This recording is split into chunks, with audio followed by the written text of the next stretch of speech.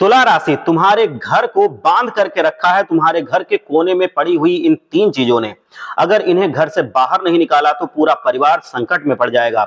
जीवन में दरिद्रता आ जाएगी और बार बार असफलताएं तुम्हारा पीछा नहीं छोड़ेंगी। कई सालों से तुम परेशान हो। तुम्हारी जिंदगी वैसे नहीं चल रही है जैसे तुमने कल्पना की थी। तुमने इसे सुधारने के लिए बहुत प्रयास किए, कई साधुओं और ज्योतिषियों की सलाह भी ली, कथा किए, उपाय किए, मगर हर बार सफलता तुम्हारे हाथ से फिसल जाती है। पड़ोसियों की तरक्की देखकर तुम सोचते हो कि तुम्हारी किस्मत इतनी खराब क्यों है। आखिर क्या वजह है कि तुम लगातार संघर्ष कर रहे हो और फल आपको नहीं मिल रहा है। सच तो यह है कि तुम्हारा भाग्य बहुत खराब नहीं है, लेकिन कुछ गलतियों के कारण दुर्भाग्य आपके ऊपर हावी हो गया है। आपको मेहनत का फल नहीं मिल रहा है। वास्तुशास्त्र में कुछ ऐसी चीजों का जिक्र किया गया है जिन्हें घर में रखना नकारात्मकता को जन्म देता है। और खासकर अगर तुला राशि की बात करें तो तीन चीजें अगर आपके घर में पड़ी हुई हैं तो आपके जीवन से दरिद्रता कभी नहीं जाती है। समय के साथ ये चीजें पूरे घर के माहौल को बिगाड़ देती हैं। परिवार में कलह बढ़ने लगती है, सदस्य आपस में झगड़ने लगते हैं और रिश्तों में दरार पड़ जाती है। कई घरों में ये मैंने देखा है कि पहले सब मिलजुल कर रहते थे, लेकिन धीरे धीरे परिवार बिखर गया। इसके पीछे ये नकारात्मक चीजें थी। तुम सोच रहे होगे कि ये बातें कितनी सच हैं, तो चलो एक छोटी सी कहानी के माध्यम से आपको समझाते हैं। राम प्रसाद नाम का एक आदमी था। वो बहुत मेहनती था, लेकिन उसकी जिंदगी में कभी तरक्की नहीं हो पाई। जितनी भी कमाई करता वो बीमारी, नुकसान और अज्ञात कारणों से चली जाती थी। उसके घर में हमेशा तनाव रहता, पत्नी से झगड़े होते, बच्चे भी बात नहीं सुनते थे। एक दिन उसके एक दोस्त ने उससे कहा कि तेरे घर में कुछ ऐसी चीजें हो सकती हैं जो नकारात्मकता फैला रही हों।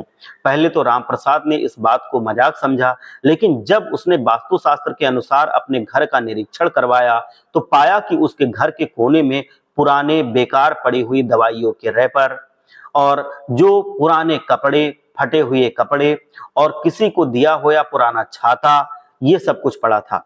उसने तुरंत ही ये सारी चीजें घर से बाहर निकाली और धीरे धीरे उसकी जिंदगी में सुधार आने लगा।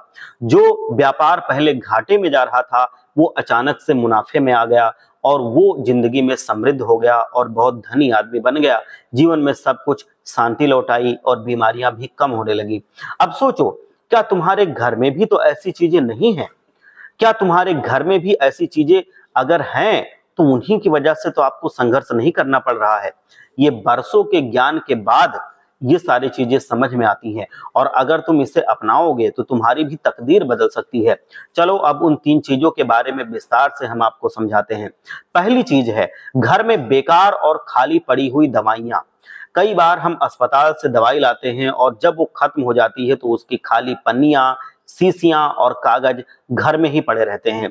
वास्तुशास्त्र कहता है कि इन चीजों को घर में रखना नकारात्मक ऊर्जा को आकर्षित करता है और तुम्हारे घर में बार बार कोई आदमी बीमार पड़ा रहता है।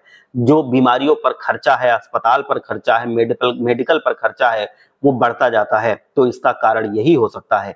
इसलिए तुरंत अपने घर का निरीक्षण करो और जितनी भी बेकार पुरानी एक्सपायर्ड दवाइयां हैं उन्हें घर से बाहर फेंक दो। इससे घर में स्वास्थ्य सुधार होगा और सकारात्मक ऊर्जा का संचार होगा।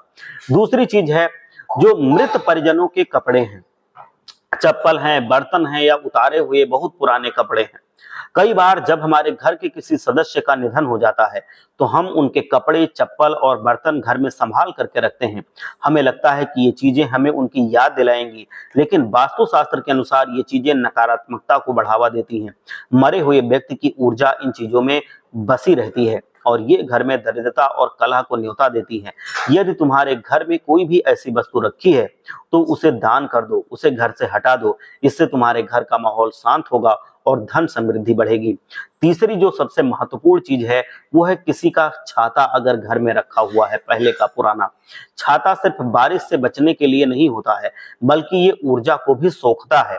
अगर तुमने कभी किसी से छाता उधार लिया है और उसे घर के अंदर रख दिया है तो समझ लो कि तुमने उसके घर की नकारात्मकता को भी अपने घर में प्रवेश करा लिया है। विशेष रूप से काले रंग का छाता नकारात्मक ऊर्जा को सोखता है और घर में अशांति पैदा करता है। यदि तुम्हारे घर में किसी और का छाता रखा हुआ है तो उसे तुरंत लौटा दो या घर से बाहर कर दो। इसके अलावा भी कई चीजें हैं जैसे कि पुराने और फटे हुए जूते, चप्पल, कांटेदार पौधे और टूटे हुए शीशे जो घर में दरिद्रता और कंगाली का कारण बनते हैं। ये बातें हम आपको अपने अनुभव और वास्तुशास्त्र के अध्ययन पर बता रहे हैं। अब ये तुम्हारे ऊपर है कि तुम इन सुझावों को अपनाकर अपनी जिंदगी को बदलते हो या नहीं, अपनी जिंदगी को खुशहाल बनाने का प्रयास करते हो या नहीं करते हो।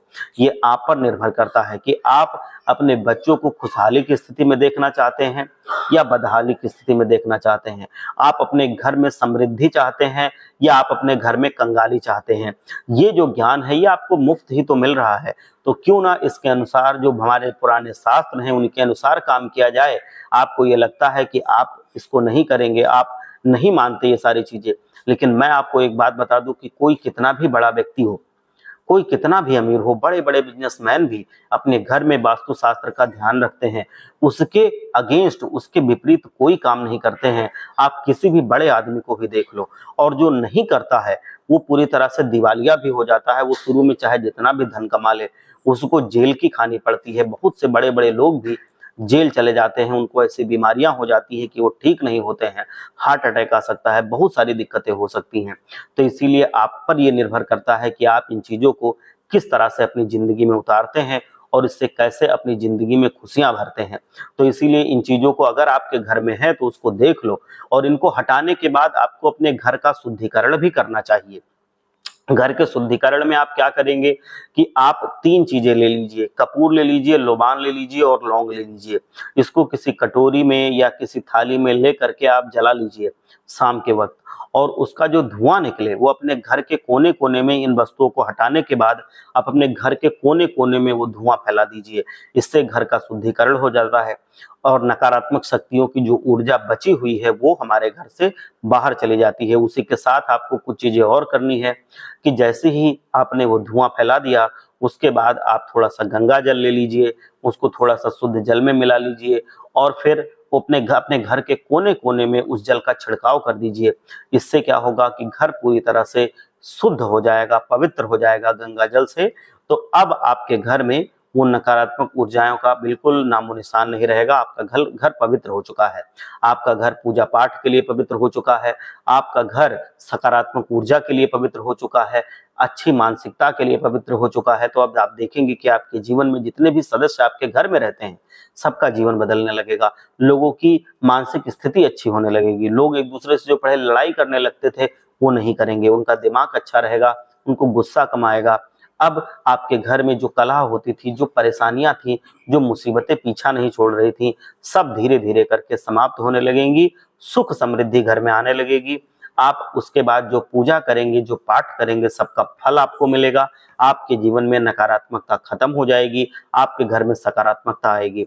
अगर तुम्हें सच में अपनी तकदीर बदलनी है तो आज ही इन चीजों को घर से बाहर निकाल दो, और अगर तुम माता लक्ष्मी के सच्चे भक्त हो तो इस ज्ञान को अपनाकर अपने घर में सुख समृद्धि लाओ। तुम्हारी जिंदगी बदल सकती है, बस तुम्हें सही कदम उठाने की जरूरत है। एक बार सच्चे मन से मेरे साथ बोलिए, जिससे माता रानी के पास आपकी अर्जी लग जाए, आपकी भक्ति स्वीकार हो जाए। एक बार सच्चे मन से बोलिए, जय माता दी, जय लक्ष्मी माता, जय माँ दुर्गा।